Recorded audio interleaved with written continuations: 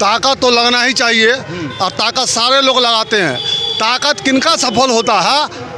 जिनका ताकत सफल होता है, जो विजय होते हैं, जो ताकत लगा सकते हैं, उनका ही ताकत सफल होता है। तो आपके कहने का मतलब है कि अपना जो है ताकत का आजमाइश सारे पार्टी लोग करते हैं, इसीलिए आप लोग भी कर रहे हैं। पहले ताकत का आजमाइश गुंडों के द्वारा होता था, पहले ताकत का आजमाइश डकैती करके होता था। लेकिन जब से भारतीय जनता पार्टी की सरकार इस देश में चल रही है, न तो आतंकवादी का चल रहा है, न तो गुंडों का चल रहा है। यहाँ सिर्फ जनता का राज चल रहा है, और वह जनता को मोदी जी गैस से लेकर अनाज तक दे रहे हैं। आप बताइए किनका ताकत चल रहा है?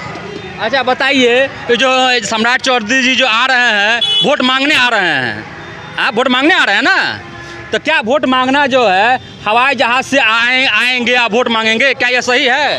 वोट मांगने का तो बात बहुत अच्छा बताया, लेकिन वोट जो लूटा जाता था, छीना जाता था, गोली मारा जाता था, स्याही डाल दिया जाता था, आग लगा दिया जाता था, कम से कम वो माहौल तो नहीं है देश में। इसलिए वोट मांगना वाजिब है, वोट छीनना वाजिब नहीं है। अच्छा मांगना है, तो आपको लगता है कि ये सही है कि रोड शो करना, एकदम गाड़ी पे जो है भौकाल बनाना, पूरा जो है झंडा लहराना पूरा शहर में, टाउन में रोड जाम करना, ये जो है कितना सही है? ये भारतीय जनता पार्टी है जो बैलगाड़ी पर भी प्रचार कर चुकी है, पैदल भी प्रचार कर चुकी है। आज का देश जिस हिसाब से हमारे लोगों के बीच साधन मिला है, व्यवस्था मिला है, मोदी जी के द्वारा हो, देश में और लोगों के प्रधानमंत्री के द्वारा हो, इसके कारण जो है आप भी आज जूता पहने हुए हैं, जीन्स पहने हुए हैं, धोती नहीं पहने हुए हैं, ये लाइव टेलीकास्ट चला सकते हैं। ये सब देश का मतलब क्या बोलते हैं इसको, मतलब विकसित होने का जो है आपके पास संसाधन आपको खुद मिला हुआ है। इसलिए हेलीकॉप्टर से जो प्रचार हो रहा है वो बैलगाड़ी से भी यही पार्टी प्रचार की हुई है। अच्छा बताइए कि ये जो रैली है ये जो प्रचार रोड शो होगा, इसमें पब्लिक को परेशानी होगा कि नहीं होगा? पब्लिक को परेशानी चोरी डकैती बलात्कार हत्या से नहीं होना चाहिए। पब्लिक का परेशानी आपको समय पे अनाज मिले उससे नहीं होना चाहिए, समय पे गैस सिलेंडर मिले उससे नहीं होना चाहिए।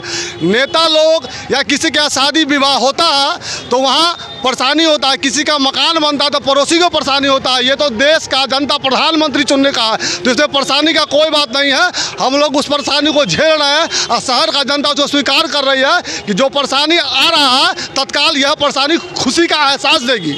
अच्छा, और कोई भी पार्टी नेता आएंगे कि आज लास्ट है, आज अंतिम है?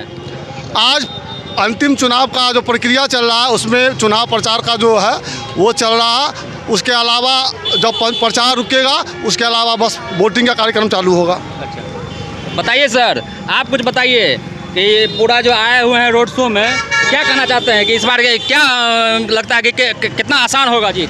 आसान तो पूरी तरह है। भारतीय जनता पार्टी को जनता हाथों हाथ ले रही है। मोदी जी इस बार 400 के पार जाने वाले हैं।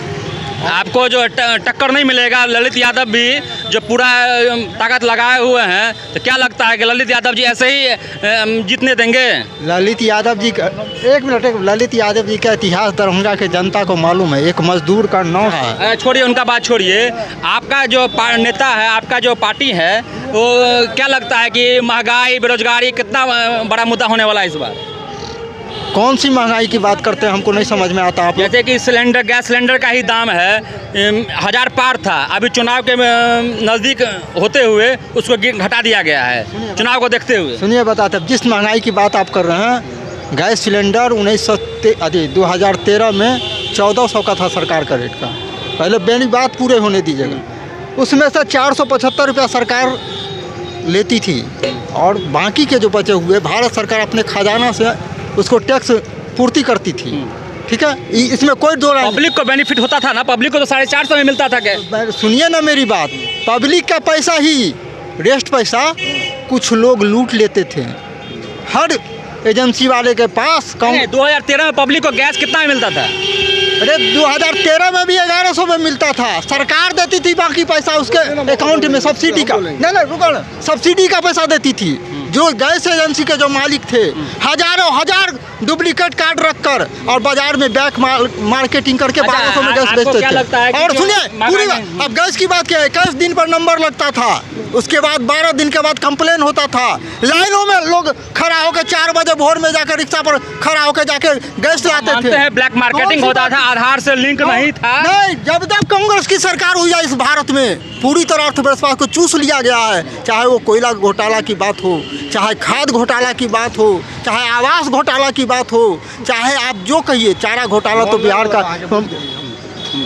अच्छा, हमको एक चीज़ बताइए कि मोदी जी कह रहे हैं कि 2047 तक हमको समय दीजिए। अगर पब्लिक जो है महंगाई बेरोजगारी से अगर त्रस्त हो जाएगा फिर तो बार 2047 अगर महंगाई बेरोजगारी से लोग त्रस्त होगा तो हमको वोट नहीं देगा।